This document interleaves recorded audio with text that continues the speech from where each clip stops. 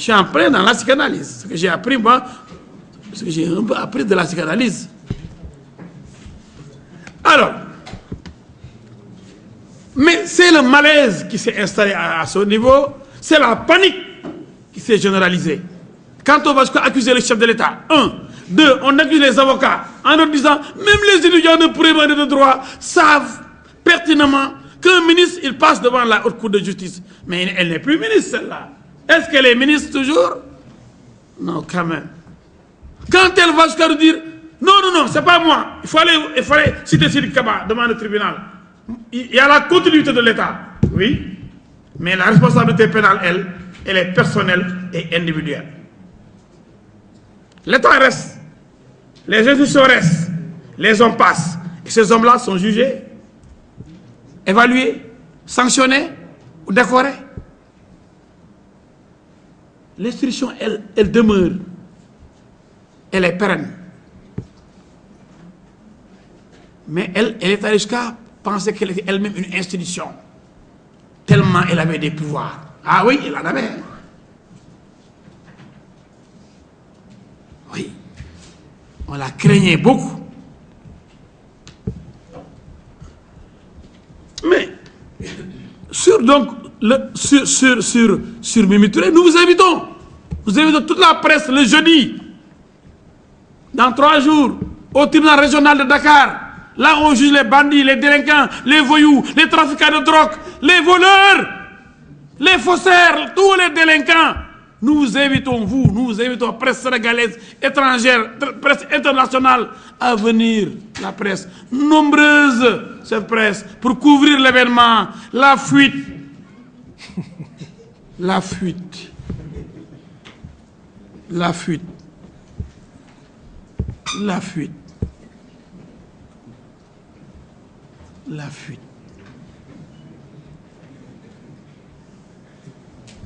D'une grande dame devant la belle dame justice. Oui. Donc il faut venir assister à... Je ne pense pas qu'elle puisse se dérober et se déculotter à ce niveau. Ce serait dommage. Et je ne pense pas qu'elle cherche protection auprès de Macky Sall, parce que ces rapprochements-là sont assez bizarres, assez insolites. Maintenant, vous l'avez vu dans toute la presse, les télévisions, les radios, toutes les émissions, c'est Jotaay, Samedi Mag, toutes les émissions pour taper sur Abdou Mbaye, taper sur d'autres en voulant faire croire à Macky qu'Abdou Mbaye risque de se présenter à la présidentielle. Je reprends du service pour briser vos éventuels adversaires. Je suis à vos côtés pour l'endormir. Ce n'est pas tellement ça. Elle cherche protection. Parce que l'audience du 13 approche. L'audience du 13 est là. Le 13, c'est dans quelques jours. Et inexorablement, inéluctablement, on s'achemine vers ce jour fatidique. Elle ne pourra pas échapper. Parce que le 13 ne peut pas être subitement le 30. Le 13 sera le 13. Le 13, ce sera le 30 octobre ou le 30 octobre de Blaise Compaoré. Ce sera le 13 novembre de Mimi Touré. Mais elle sait aussi ce qui l'attend. Et aujourd'hui, on a appris qu'on cherche à nommer Alioune Badara Cissé pour l'empêcher de venir témoigner. Ce serait grave. Et je lance un appel à mon ami Macky Sall. N'entrez jamais dans ces combinaisons. Ces combinaisons. Non. Nous ne l'accepterons point. Je ne pense pas que cela soit vrai. Laissez Alioune Badara Cissé témoigner. Il a déjà témoigné. Il a dit qu'il n'a signé aucun acte allant dans le sens de la création des chambres africaines. Il a été clair. Et le lendemain, on a cherché à le désavouer en disant « Oui, Mme Touré nous a donné le document. » Oui, elle a produit le document faux. Mais comme la presse, une bonne partie de la presse n'est pas avisée, elle a dit « Oui, Alioune Badara Cissé complètement confondu, complètement liquidé, complètement éliminé, démasqué par Mimi Touré. Non, attention, faites attention. Le document qu'elle a montré, qu'elle a donné à la presse, à Sud, à Wolf, à beaucoup de journaux, qui a été publié, c'est ça qui est faux et qu'on détenait depuis très longtemps, nous. Et qui est la base de notre procédure. Ce document signé par ABC. ABC ne l'a pas signé. Et elle dit que c'est ABC, la presse, une bonne partie de la presse prend en disant oui, Mimi Touré est en train de rétablir la vérité. Voilà comment elle manipule les esprits. Quand on n'est pas avisé, quand on donne un document, parce qu'elle est téméraire, elle sort carrément le document faux et dit voilà l'université a signé ici. Alors que c'est elle qui a signé. Est-ce que la presse a vérifié pour savoir que c'est réellement l'université qui a signé le document brandi par Mme Touré? Attention, attention les gens, attention les gars. Ne vous laissez pas manipuler. Un document qu'elle faxe à toutes les rédactions. Vous dites voilà, c'est lui-même qui a signé, lui ABC. Alors que c'est elle qui a signé. Et tout le monde reprend. Oui, les preuves qui montrent qu'ABC a signé. Vous avez vu ABC signer sur ce document, vous?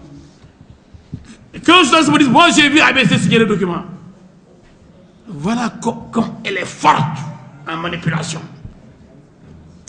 Comme elle a pu manipuler, la presse était naïve, était de bonne foi en titrant le lendemain. Mimi Touré apporte les preuves qui confondent ABC. Mais c'est faux. Elle a apporté les preuves qui confortent la thèse du faux. Parce que ce document-là, nous l'avions, vous ne l'aviez pas. C'est ce document-là qu'on va amener au tribunal.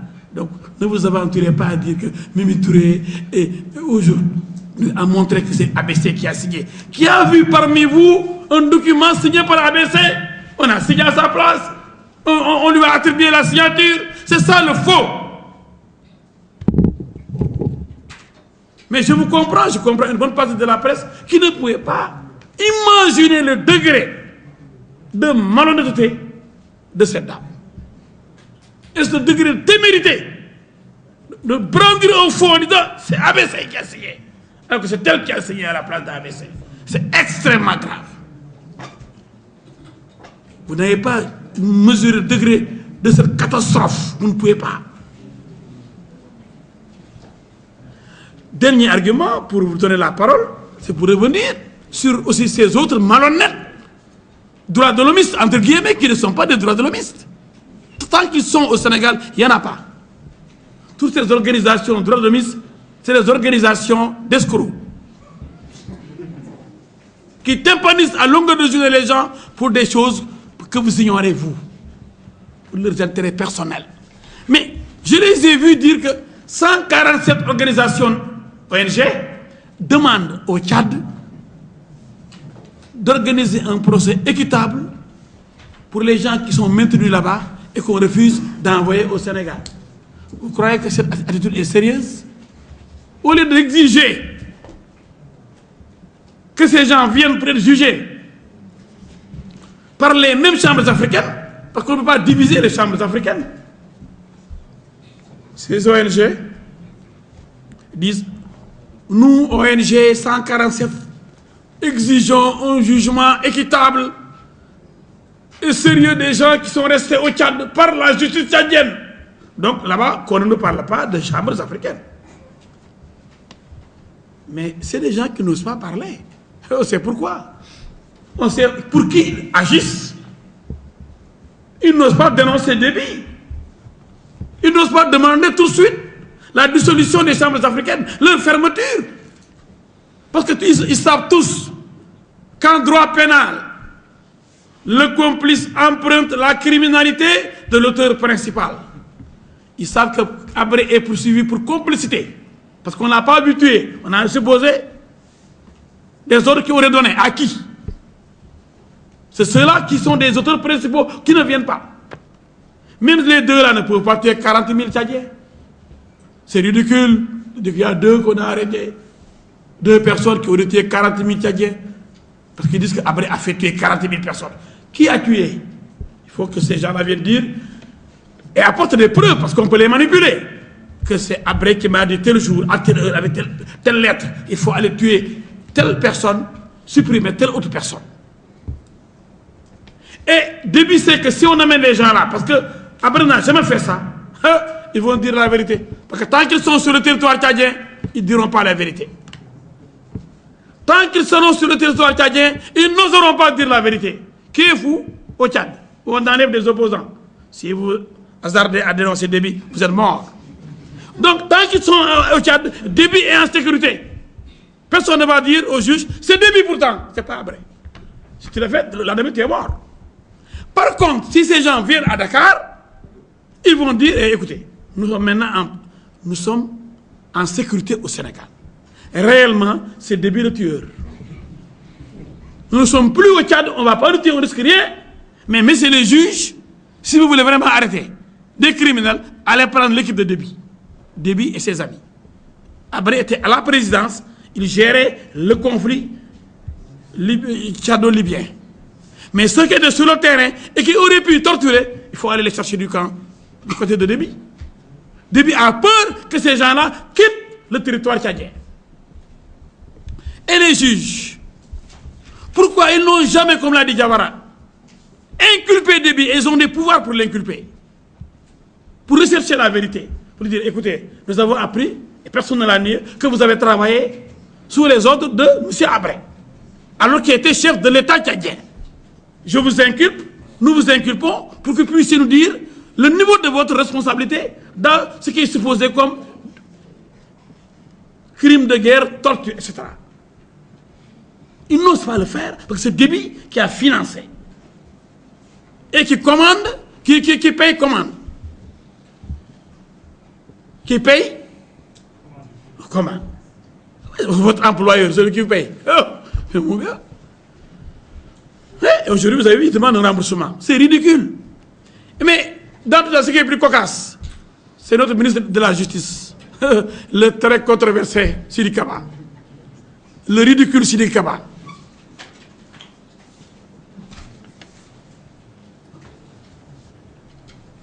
L'extraordinaire Sidi Kaba, qui a rédigé une plainte pour les parties civiles contre Habré, qui s'est constitué avocat des parties civiles contre Hissène Habré, qui le jour de son arrivée au ministère de la Justice avec la passation de service s'est même trompé, lapsus, mais c'est ce qu'il pensait, qu'il a dit que les bourreaux africains doivent être jugés en Afrique. Les bourreaux comme Habré. Donc lui, il a déjà condamné Habré. Un bourreau, c'est un criminel. Quand quelqu'un est poursuivi pour crime, il est présumé innocent, on n'a pas encore mené l'enquête, vous dites que c'est un bourreau, et vous êtes ministre de la Justice. Vous avez sous vos ordres un procureur général qui s'appelle Mbacké Fall, et des juges. Mais vous voyez que Habré est mal parti. Et celui-là, il vient à l'Assemblée nationale. Les députés l'interpellent. Qu'est-ce qu'il dit? En tout cas, au Sénégal, Habré ne risque pas la peine de mort. Si on l'envoie au Tchad, il est immédiatement exécuté. Qui lui a dit qu'on doit l'envoyer au Tchad? Il ne peut pas, parce qu'il est condamné à mort. Les conventions internationales le rejettent. Donc, on ne peut plus envoyer Habré au Tchad où il est condamné à mort. Mais il lui dit, si on l'amène ailleurs, il va être jugé et condamné à mort. Ah bon? Donc, Habré ne peut pas bénéficier de non-lieu ni d'acquittement. Il a déjà condamné. Quelle imprudence! Chaque fois qu'il ouvre la bouche, ce ministre, il dit des conneries. Mais ça suffit. Il ne dit que des conneries. Mais plus grave, pour un ministre de la Justice, qui est censé superviser les chambres africaines. Sidi Kaba nous dit, et aux députés, que ceux qui sont là-bas au Tchad seront jugés au Tchad. Habré seul sera jugé au Sénégal. Donc lui-même choisit de violer les accords signés avec les chambres africaines entre le Tchad et le Sénégal. C'est de signer noir sur blanc que le Tchad doit collaborer.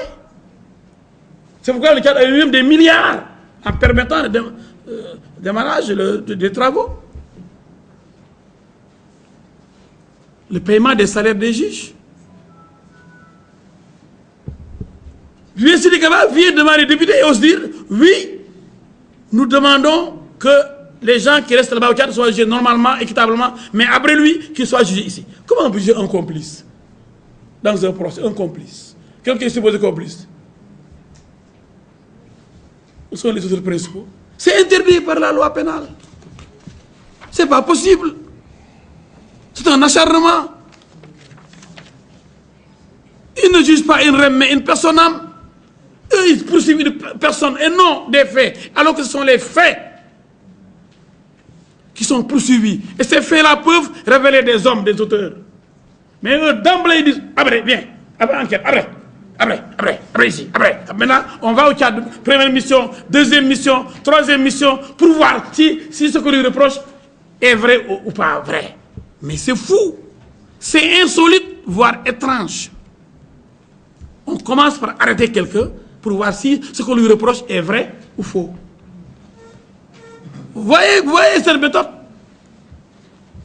Mais ils ont tellement de journalistes, tellement de journaux, tellement de télévision dans le monde entier, avec leur cellule, avec Abdelkader Lo, avec Brody, avec 650 millions, avec Marcel Mendy.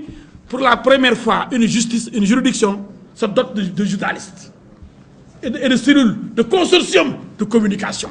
Pourquoi? Pour sensibiliser. Pourquoi? Pour enfoncer après. Pourquoi? Pour culpabiliser après. Pour le faire condamner et pour faire accepter demain la condamnation d'après. Et ça, parce que Sidi Kaba faisait partie des ONG, FIDH, OND, etc. Sidi Kaba aujourd'hui est l'arme, le bras armé des ONG qui ont toujours réclamé la tête d'Abré pour faire continuer un procès bidon avec un soi-disant complice seul et le juger au Sénégal par des chambres sénégalaises, dites chambres africaines. Ce serait la plus grande catastrophe judiciaire de l'humanité. Depuis que l'être humain vit sur Terre, ce serait, si on juge Abré, la plus grande catastrophe. On parle du Diola, au niveau des accidents maritimes, la plus grande catastrophe judiciaire du monde. Nous allons tout droit vers la plus grande catastrophe judiciaire mondiale. Je ne parle pas d'erreur judiciaire, il n'y a pas d'erreur. C'est un complot international ou dit par la France. Vous avez vu l'ambassadeur américain? Ce pauvre diable-là. Il se croit où? C'est le pauvre diable qui vient dire oui, de toutes les façons, nous demandons au Sénégal de juger Abré. En tout cas, aussi au Tchad, de faire tout pour avoir là-bas un jugement équitable des Tchadiens qui sont restés là-bas. Mais est-ce qu'en France, est-ce qu'en Belgique, est-ce qu'aux États-Unis, mais j'ai envie de pleurer, est-ce qu'un ministre, un ambassadeur sénégalais peut dire aux Américains, non, ici au Texas, jugez cette affaire-là. Mais il y a quelqu'un qui avait dit là, laissez quand même les Albanais et les Chinois le juger. Et on a vu les Américains aller au Panama, prendre leur président et l'amener de force parce qu'ils vendaient de la drogue. Pourquoi ils ne demandent pas de les prendre de force Déby et l'amener ici? Pourquoi eux, les Américains, ils ne vont pas prendre Déby comme ils ont fait avec Kadhafi? Quand ça les arrange, ces pauvres impérialistes, hein? Ils font ce qu'ils veulent et après ils veulent dire ouais. Qu'est-ce qu'ils ont fait avec la Syrie? Quand on tue des milliers de Syriens, c'est pas le problème. Alors que quelques mois avant, en Libye, ils ont massacré les Libyens. Je dis qu'on n'a absolument rien à cirer de ces colonialistes impérialistes américains. Ils nous emmerdent à la limite. Vous savez, nous ici, on nous tue, mais on ne nous déshonore pas. On nous tue, et c'est la devise de notre voyante armée. On nous tue, on ne nous déshonore point. Les Américains n'ont rien à cirer ici, ils n'ont rien à foutre ici. On n'a pas besoin de leur présence toujours méprisante et paternaliste. Et alors qu'ils ne nous apportent rien, on ne nous permet pas de vivre. Ils ne règlent pas notre enseignement, notre autosuffisance alimentaire, rien. Les Chinois même sont meilleurs que les Américains. On n'a qu'à les faire retourner, fermer l'ambassade des États-Unis. Il est grand temps que l'Afrique s'assume dans la dignité. Mais non, il ne faut plus que l'Afrique soit à genoux devant ces puissances malhonnêtes qui sucent notre sang. Un ambassadeur américain. Mais pour qui il se prend? Il n'est rien du tout en Amérique. Il est un vulgaire inconnu aux États-Unis. Un vulgaire inconnu. Personne ne le connaît à New York, à Chicago, au Texas, à San Francisco, à Miami. Personne ne le connaît. Un petit ambassadeur qui vient au Sénégal, il dit oui, il faut juger. Il donne des ordres à nos États. Mais c'est pas vrai. Mais il faut arrêter. Nous sommes indépendants ou nous ne le sommes pas. Nous sommes indépendants et souverains ou nous ne le sommes pas. Regardez ce colonialiste Ariel Brody. Il envoie des documents à la presse. J'ai lu ça dans toute la presse. Je me demandais quoi. Mais notre presse là, va être servie de tribune à ce colonialiste-là. Pourtant, il y a un blanc ici, mais il n'est pas colonialiste. Tous les blancs ne sont pas colonialistes. Parce qu'ils nous respectent et nous le respectons. Mais Ariel Brody ne nous respecte pas. Il donne des ordres à nos juges. Il dit, vous allez juger après. Et le Tchad jugera les Tchadiens qui sont là-bas. Deux témoins, c'est pas des témoins, hein, c'est des personnes qui ont été mises en examen par les chambres africaines, qui ont fait l'objet d'un réquisitoire signé par Bakefal et qui les poursuivent au même titre que le président Abré, et qui donc, normalement, rentrent dans la compétence des chambres africaines. Quand vous parlez des personnes qui sont jugées au Tchad, vous dites 26, en tout cas, ces deux personnes font également partie des 26. Donc ça a été le choix des autorités tchadiennes de ne pas respecter la compétence des chambres africaines sur ces deux qualifiés de témoins, pour les exfiltrer et les laisser dans le territoire tchadien pour les protéger et les faire juger au Tchad, en violant donc l'accord que le Tchad avait signé, puisque c'est un accord de coopération qui prévoit que ces personnes qui sont poursuivies devant les chambres africaines sont jugées par les chambres africaines et donc envoyées par le Tchad au Sénégal. C'est à la fois l'accord entre le Tchad et les chambres africaines, c'est le principe du statut des chambres africaines et donc la décision de l'Union africaine de faire un procès international dans lequel, en apparence, on ne voulait pas juger que Hissène Habré. Nous, on sait depuis le début que la perspective et la volonté du Tchad, c'est la raison pour laquelle il finance, c'est de juger seulement Hissène Habré. Donc, qu'est-ce que ça va changer? Pas grand-chose, parce que comme le disait Elhadj Diouf, c'est pas parce que vous allez amener deux personnes, c'est pas parce que vous allez amener deux personnes que vous allez régler la question fondamentale qui est posée par ce procès. La question fondamentale, c'est pourquoi on n'a pas poursuivi ceux qui ont commis un génocide dans le sud du Tchad dans les années 79? Pourquoi on commence l'affaire en 82? Pourquoi on ne poursuit pas ceux qui, à partir de 90, violent, torturent, massacrent, tuent dans les prisons tchadiennes?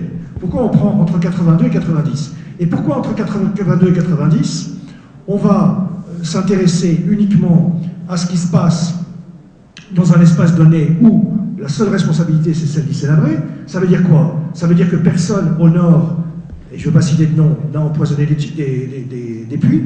Ça veut dire que les Libyens n'ont pas commis de crime. Ça veut dire que les autres factions rivales, il y en avait au moins 7 ou 8, n'ont pas éventuellement commis des crimes dans des attaques de villages, etc. C'était une guerre civile. Donc non, ce qui intéresse uniquement Kadhafi à l'époque et Idriss Déby, c'est voir la responsabilité politique de celui qu'on veut liquider politiquement, voire physiquement.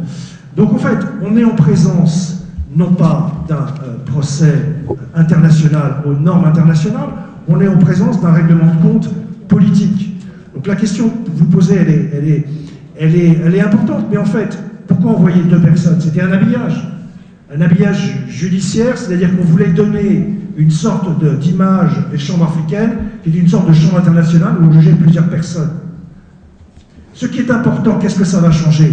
Ça change l'ordre de l'optique, c'est-à-dire qu'aujourd'hui, on a la preuve que nous annoncions depuis le départ, c'est-à-dire qu'on ne veut juger qu'une seule personne, c'est-à-dire qu'on ne veut pas faire un procès international.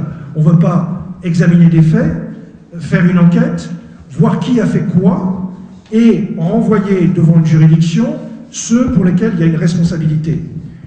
Le problème fondamental qui est posé par les juridictions internationales, c'est celui de la chaîne de commandement.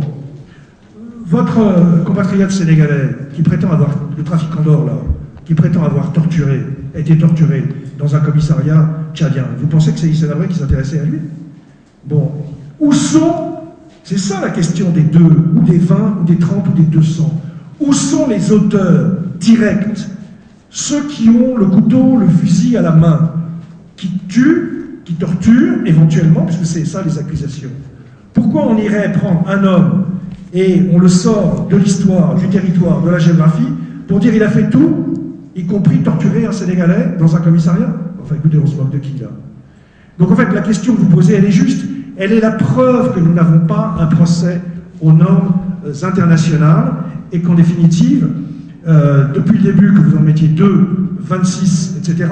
Et ce qui est catastrophique, c'est de voir que les Sénégalais, et donc pas les Sénégalais, mais le pouvoir sénégalais, accepte le dictat du pouvoir tchadien. C'est-à-dire, moi je vous finance, voilà la feuille de route de votre procès, je ne veux plus que les gens viennent parler.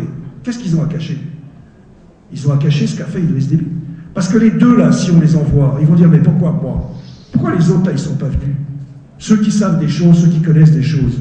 Pourquoi? Parce qu'ils font partie de la même tribu qu'Idriss Déby, donc eux, ils sont plus protégés que moi, donc moi je vais parler, je vais dire ce que je sais, sur Idriss Déby et sur d'autres choses. Mais ça, Idriss Déby, il n'en veut pas. Donc en fait, l'enjeu du refus de 2, il est significatif du fait qu'on ne veut pas faire un procès international. Alors, dernier point, le refus de comparaître. Bon, elle a annoncé son refus de comparaître. Moi, je ne sais pas si un jour, Mme Touré refusera de comparaître devant les électeurs. Apparemment, elle a une carrière politique royale devant elle. Bon, elle refuse de comparaître en justice en se cachant derrière Macky Sall ou maintenant Sidiki Kaba, ou éventuellement la haute juridiction. Donc on verra bien si elle ne vient pas le 13 novembre. Bon, les juges décideront. De toute façon, si elle ne vient pas, l'affaire sera appelée pour être jugée. Et puis, si elle ne comparaît pas, ben, elle ne sera pas défendue.